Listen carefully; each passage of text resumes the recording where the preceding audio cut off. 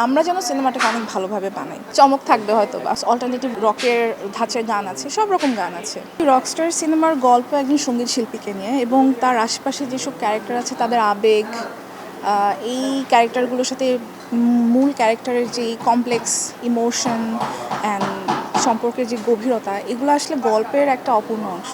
রকস্টারও আমার যারা কলিগস আছেন তারা নিজ নিজ ক্ষেত্রে সবাই খুব দুর্দান্ত কাজ করে ইন্ডাস্ট্রিতে, one of the biggest names. And আমরাও মনে হয় এই সিনেমাটা আসলে যে দর্শক দেখে অনেক ভালো করবে, এটার আগেও চিন্তা যে আমরা যেন সিনেমাটাকে অনেক ভালোভাবে বানাই, যেন আমরা এটা সবাইকে দেখাতে পারি দেখো আমরা এটা পিছনে এত কষ্ট করেছি।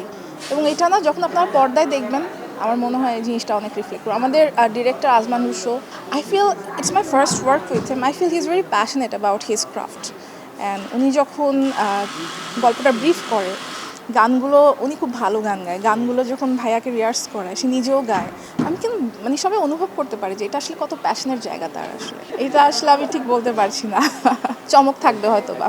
Undoubtedly rockstar is gonna rock everyone and it's gonna groove everyone, groove the city to be honest, and the songs are like amazing.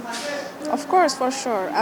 আমার কাছে মনে হয় যে আমরা যারা মডার্ন মিউজিক শুনি তারা তো অবশ্যই পছন্দ করবে, কিন্তু যার মধ্যে ন্যূনতম সঙ্গীতবোধ আছে তারা সবাই গানগুলো পছন্দ করবে। এখানে একই সঙ্গে ফোক গান আছে, মডার্ন কন্টেম্পোরারি মিউজিক আছে, ব্যান্ডের অল্টারনেটিভ রকের ধাঁচের গান আছে, সব রকম গান আছে।